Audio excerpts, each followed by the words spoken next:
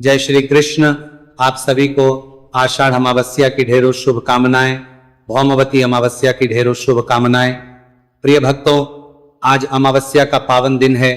आज आपको अवश्य ही श्रीमद् भगवद गीता का 7वां अध्याय श्रवण करना चाहिए। इसे सुन के इसका पुण्य अपने पितरों को अर्पित करना चाहिए। कारण क्या है? शास्त्र कहते हैं कि जब आप इस 7वें अध्याय को श्रवण करते हैं या पढ़ते हैं और उसके बाद पितरों को उसका पुण्य अर्पित करते हैं, जल तर्पण करते हैं, तो आपके पितृ चाहे कहीं घोर नरक में भी क्यों ना हो, वहां उन्हें तृप्ति प्राप्त होती है, मुक्ति प्राप्त होती है। और जब पितृ तृप्त होते हैं तो वो प्रसन्न होते हैं। पितृ दोष जैसे बड़े बड़े दोष दूर होते हैं और पितरों की नाराजगी जब दूर होती है तो आपके जीवन के बड़े बड़े संकट कट जाते हैं, दूर हो जाते हैं। और जब पितृ नाराज होते हैं तो आपके जीवन में अनेकों संकट आ जाते हैं। जैसे आप एक एक पैसे के मोहताज हो जाते हैं। अनेकों प्रयास करने के बाद भी या तो व्यापार चलता नहीं, नौकरी मिलती ना मिलती है तो छूट जाती है। इसी प्रकार से संतान उत्पत्ति तक रुक जाती है। अकारण ही पति पत्नी में क्लेश होने निकल कर्मा रहे, उन्होंने पति पत्नी में पूर्वी कर्मा रहे, नमा कर्मा रहे लग जाता है,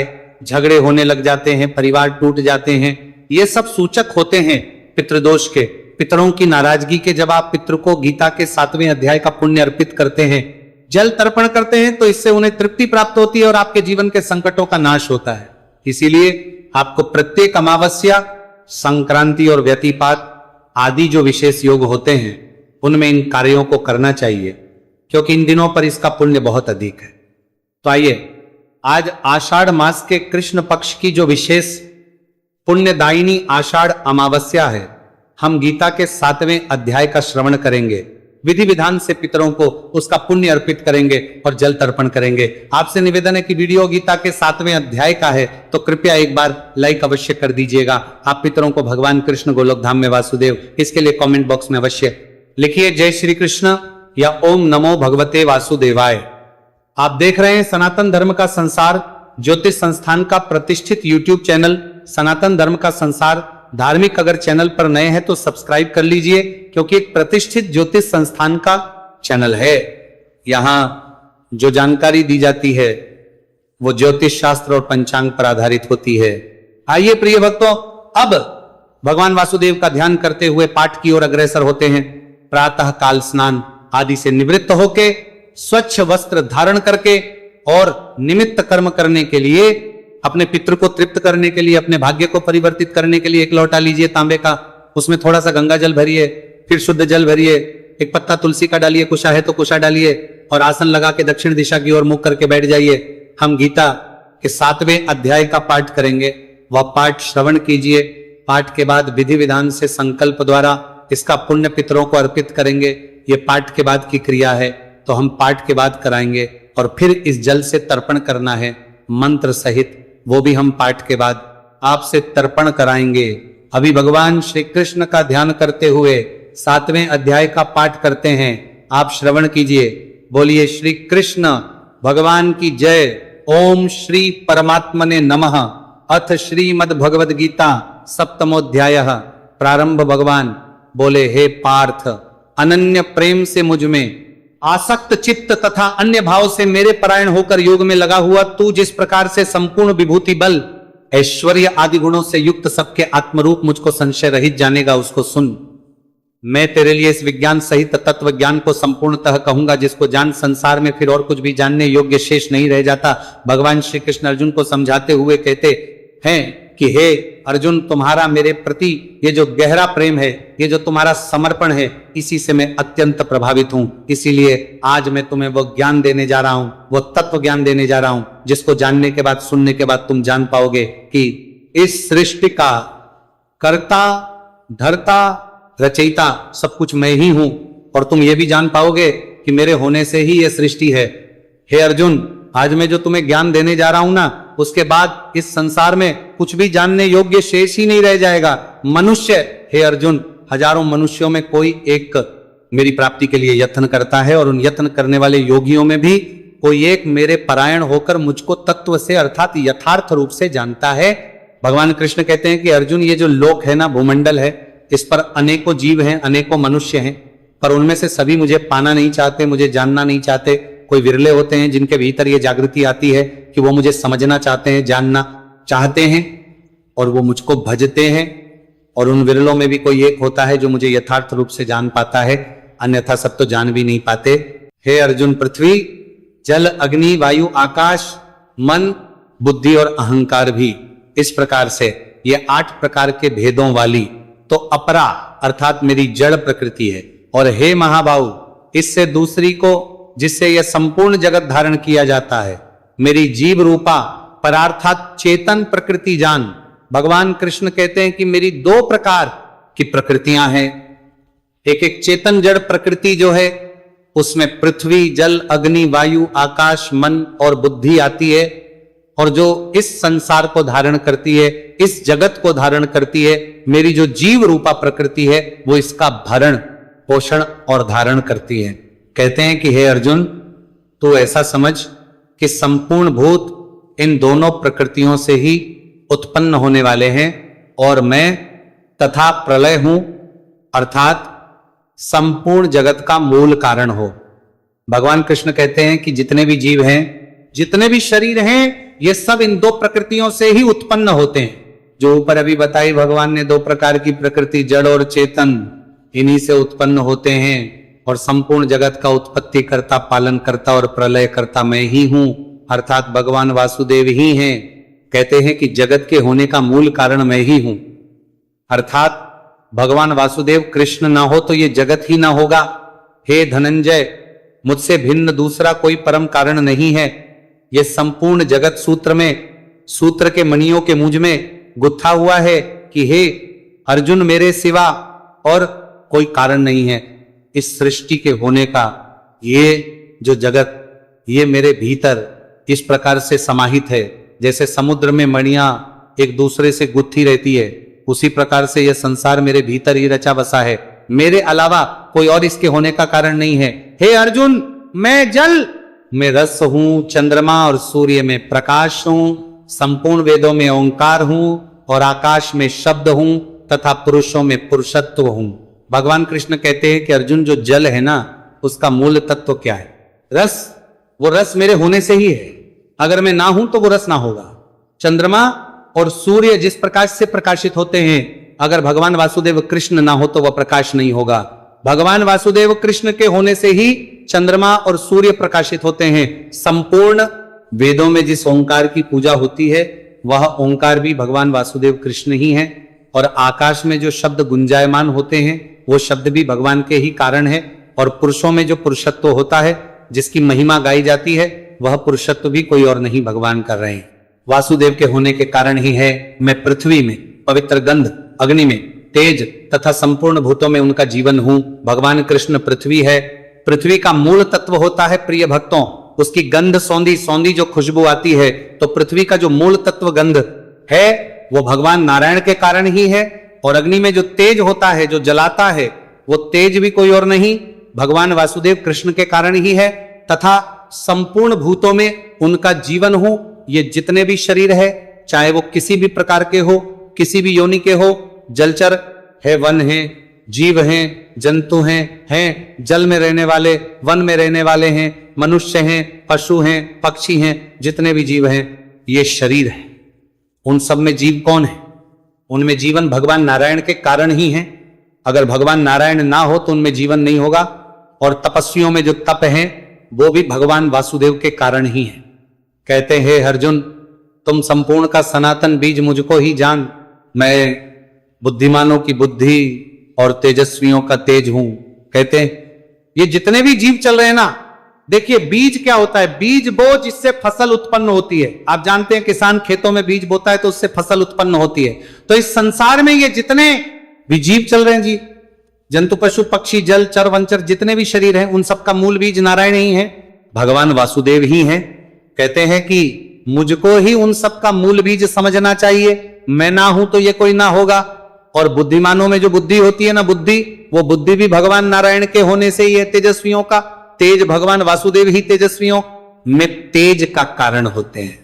कहते हैं, हे भरत श्रेष्ठ, मैं बलवानों का शक्ति और कामनाओं से रहित बल अर्थात सामर्थ्य हूं, और सब भूतों में धर्म के अनुकूल अर्थात शास्त्र के अनुकूल काम हूं। कहते जो बलवान लोगों में बल होता है ना, वो बल भी भगवान वासुदेव के होने के कारण ही है। भगवान वासुदेव ना हो तो बलवानों में वह बल नहीं होगा। कामनाओं से रहित सामर्थ्य और जो बल है वो भगवान के होने के कारण ही है। और भी जो सत्वगुण से उत्पन्न होने वाले भाव है, जो रजोगुण से उत्पन्न होने वाले भाव है, तमोगुण से होने वाले भाव है, उन सबको तू मुझसे ही होने वाले है ऐसा जान, परंतु वास्तव उनमें मैं और वे मुझ में नहीं है।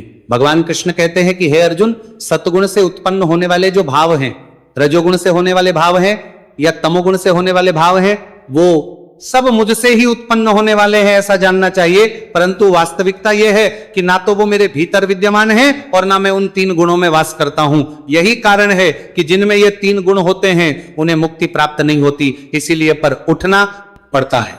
भगवान वासुदेव को ये तीनों गुणों में वास करने में तनिक भी अच्छा नहीं लगता, वो वास ही नहीं करते। कहते हैं गुणों के कार्य रूप सात्विक, राजस और तामस, इन तीनों प्रकार के भावों से ये सारा संसार प्राणी समुदाय मोहित हो रहा है। इसलिए इन तीनों गुणों से पर मुझ अविनाशी को नहीं जानता। भगवान कृष्ण कहते हैं कि हे अर्जुन, ये सत, रज और तम तीन प्रकार के जो गुण कहे हैं ना, मैंने तीन प्रकार के जो भाव कहे हैं, ये सारा संसार जो है इन तीन गुणों के प्रभाव में इस प्रकार से रच बस गया है कि इनको बाकी कुछ दिखाई ही नहीं देता। ये पूरा संसार प्राणी समुदाय इसी से मोहित हुआ रहता है और यही कारण है कि इन तीनों गुणों से परे मुझे अविनाशी को नहीं देख पाते। क्यों? क्योंकि भगवान वासुदेव इन तीनों गुणों से परे है। उनको अगर जानना है, भगवान विष्णु को भजना है, भगवान वासुदेव को जानना है, तो आपको इन तीनों गुणों से परे होना होगा। देवी हो सा गुणमयी मम माया द्रत्य मामे वह माया। हे अर्जुन, क्यों? क्योंकि यह अलौकिक अर्थात अति अद्भुत त्रिगुणमयी मेरी माया बड़ी दुष्ट है, परंतु जो पुरुष केवल मुझको ही निरंतर भजते हैं। भगवान कृष्ण कहते हैं कि ये जो मनुष्य है मुझे क्यों नहीं जान पाता, क्यों नहीं देख पाता? इसका कारण है मेरी त्रिगुणमयी मेरी माया। मेरी जो माया है तीन गुणों वाली, ये बड़ी कठोर है। अर्जुन, ये माया सबको मोह जाल में फंसा के रखती है, सबको इस प्रकार से प्रभावित करके रखती है कि उस मोह जाल से ये मनुष्य बाहर ही नहीं निकल पाता और इसी कारण से मुझे जान नहीं पाता। मुझे जान नहीं पाता तो मुझे भज नहीं पाता। परंतु हे अर्जुन, फिर भी जो केवल मुझको ही निरंतर भजते रहते हैं वे इस माया को उल्लंघन कर जाते हैं। कहते हैं ऐसा नहीं है कि कोई मुझे भज ही नहीं पाता या मुझे जान ही नहीं पाता। कुछ ऐसे विरले मनुष्य भी होते हैं जो इस माया के भाव से, प्रभाव से बाहर निकल पाते हैं, और जो मनुष्य इस माया से बाहर निकल पाते हैं, जो मुझे भजते हैं, वो मुझे प्राप्त होते जाते हैं। वे इस माया का भी उल्लंघन कर जाते हैं। जो मुझे भज लेते हैं वो मनुष्य इस माया के प्रभाव से बाहर हो जाते हैं और इस संसार से तर जाते हैं।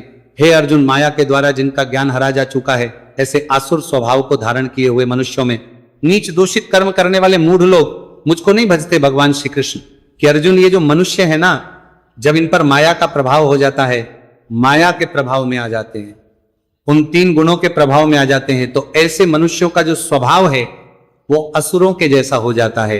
और जब इनका स्वभाव आसुरी हो जाता है, असुरों के जैसा हो जाता है, तो ये मनुष्य नीच कर्म करने लगते हैं, दूषित कर्म करने लगते हैं।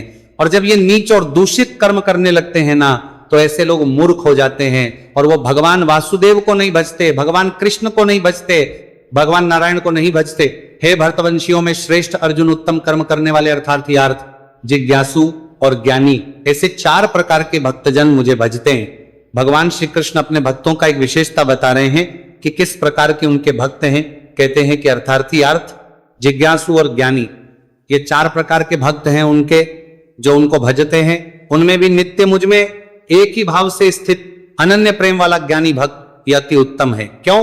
क्योंकि मुझको तत्व से जानने वाले ज्ञानी को मैं अत्यंत प्रिय हूं और वह ज्ञानी मुझे अत्यंत प्रिय है। भगवान श्री कृष्ण कहते हैं कि चार प्रकार के भक्त हैं उनके, उनमें भी जो ज्ञानी भक्त है ना, वो उन्हें सबसे अधिक प्रिय है। कहते हैं सर्व, कहते हैं ये सभी उदार हैं, परंतु ज्ञानी तो साक्षात मेरा स्वरूप ही है। ऐसा है, ऐसा भगवान वासुदेव का कहना है कि जो ज्ञानी भक्त है वो साक्षात भगवान का स्वरूप है। क्यों? क्योंकि वह मदगत, मन बुद्धि वाला ज्ञानी भक्त अति उत्तम गति स्वरूप मुझ में ही अच्छे प्रकार से स्थित है, भगवान वासुदेव में ही सदा स्थित रहता है। भगवान कृष्ण कहते हैं, हे अर्जुन, बहुत जन्मों के अंत के जन्म में तत्व ज्ञान को प्राप्त पुरुष सब कुछ वासुदेव ही है। इस 7 प्रकार मुझको बजता है, वह महात्मा अत्यंत दुर्लभ है। कहते हैं कि ऐसी जीवात्मा का मिलना देखिए। प्रिय भक्तों, ये जो जीवात्मा है ना, इसके हजारों जन्म होते हैं, एक जीवात्मा हजारों बार जन्म लेती है, पर अपने अंत के जन्म में भी ये जीवात्मा जान पाए कि इस सृष्टि के कर्ता, धर्ता, रचयिता सब कुछ भगवान वासुदेव ही हैं। ऐसी जीवात्मा का मिलना अत्यंत दुर्लभ है। बड़ी विरली जीवात्माएं होती हैं, लोग होते हैं जो इतना जान पाते हैं। उन भोगों की कामना द्वारा जिनका ज्ञान हरा जा चुका है, वे लोग अपने स्वभाव से प्रेरित होकर उस नियम को धारण करके अन्य देवताओं को भोजते हैं, अर्थात पूजते हैं। भगवान कृष्ण कहते हैं कि हे अर्जुन, भोगों की कामनाओं में मनुष्य सदा लगा रहता है। ये जो मनुष्य है ना, ये माया के प्रभाव से भोगों में डूबा रहता है। भोगों से अभिप्राय क्या है? भोगों से अभिप्राय है मनुष्य की इच्छाएं। मुझे ये पाना, मुझे ये करना है, मुझे ये चाहिए, मुझे वो चाहिए। जिसके पास धन नहीं उसे धन की लालच, जिसके पास धन है उसको और अधिक धन का लालच कामना।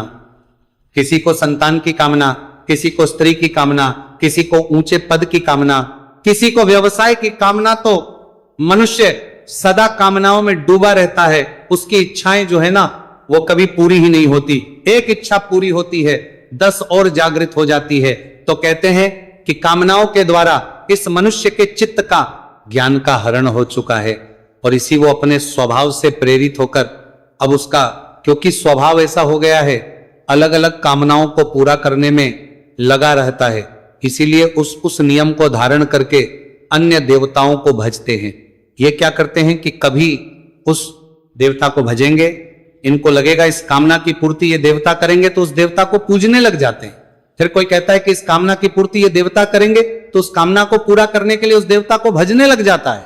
तो ये मनुष्य अन्य देवताओं को भजने लग जाता है अपनी कामनाओं की पूर्ति के। जो सकाम भक्त जिस देवता के स्वरूप को श्रद्धा से पूजना चाहता है, उस भक्त की श्रद्धा को मैं उसी देवता के प्रति स्थिर कर देता हूं। तो यहां पे भगवान जो बता रहे हैं वो कहना चाह रहे हैं कि देखिए, भक्ति ना 2 प्रकार की होती है। एक होती है सकाम भक्ति, एक होती है निष्काम भक्ति। आजकल भक्ति हो ही नहीं रही है, मैं ऐसा मानता हूं। अब आप कहेंगे पंडित जी भक्ति तो बहुत हो रही है, आप मंदिरों में जाओ, भीड़ बहुत है, आप धार्मिक स्थल पे जाओ, पैर रखने को जगह नहीं, ट्रेन में सीट नहीं, बस में सीट नहीं, इतनी भक्ति है।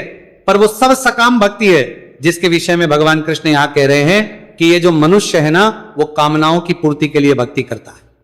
हे देवी मां, मुझे पोता दे दो, मैं आपके दर पे दर्शन के लिए आऊंगी, सोने का या चांदी का छत्र चढ़ाऊंगी, आपका पाठ रखवाऊंगी, जगराता करवाऊंगी, मेरे बेटे की शादी करवा दो, बेटी की शादी करवा दो, नौकरी लगवा दो, मेरा व्यापार चलवा दो। भगवान, मैं आपके दर पे इतनी परिक्रमा करूंगा या परिक्रमा करूंगी। ये कामनाएं हैं ना, इन इच्छाओं की पूर्ति के लिए तो हम भक्ति कर रहे हैं।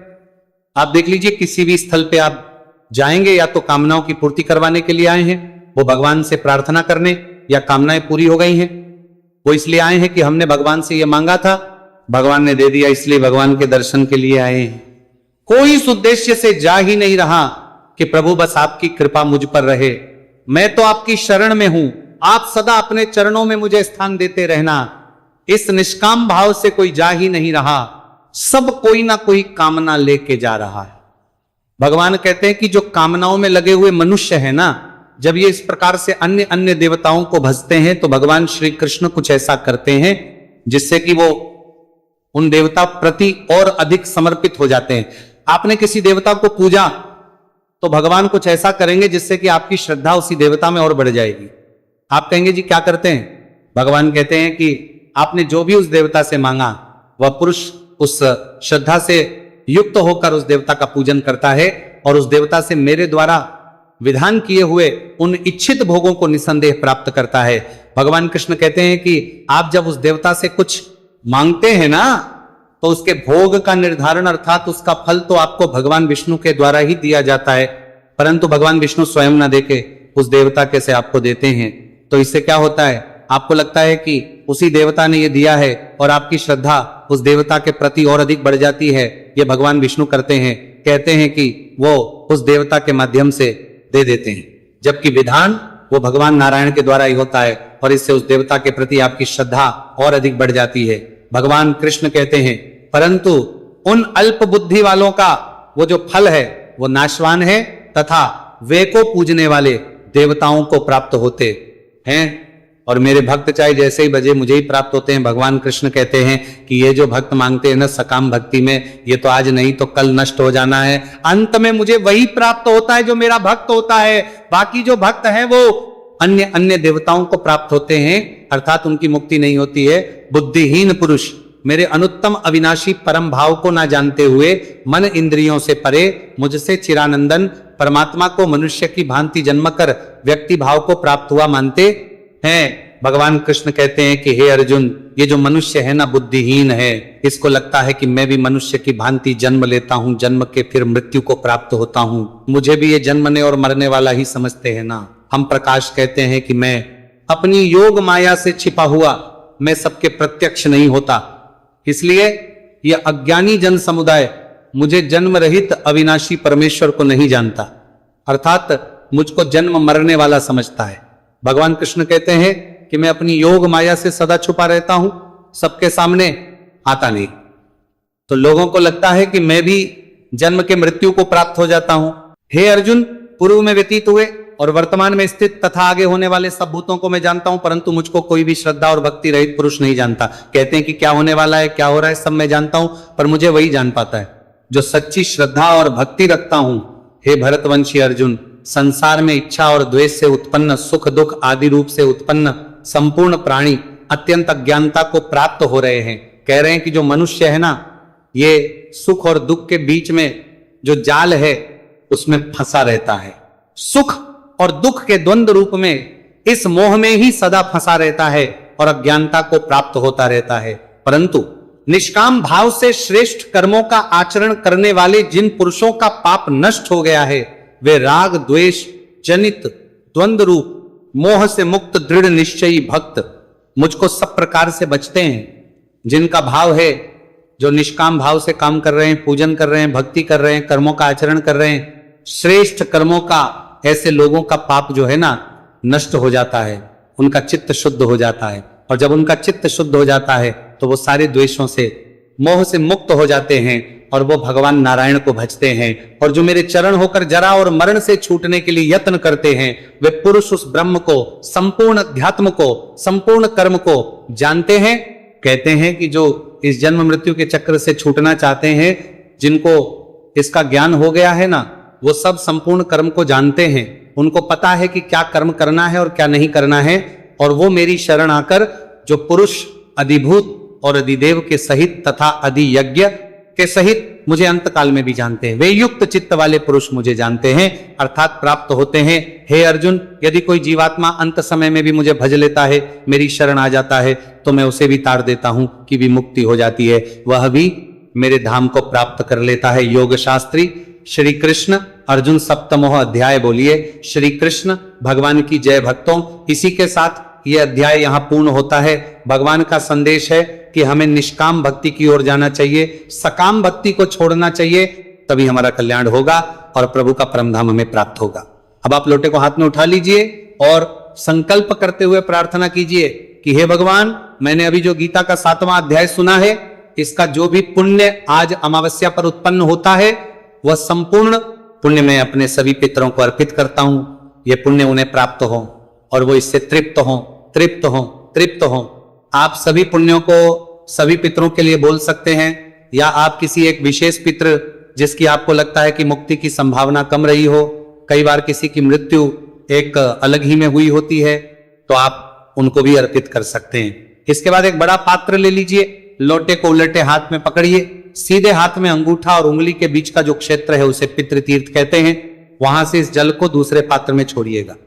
उलटे हाथ में लोटा पकड़िए, जल हाथ पे लगाते हुए, गिराते हुए दूसरे पात्र में जाना चाहिए। हम मंत्र पढ़ते हैं, ओम ह्रीं श्रीं क्लीं स्वधा देव्य स्वाहा स्वाहा, ओम ह्रीं श्रीं क्लीं स्वधा देव्य स्वाहा, ओम ह्रीं श्रीं क्लीं स्वधा देव्य स्वाहा।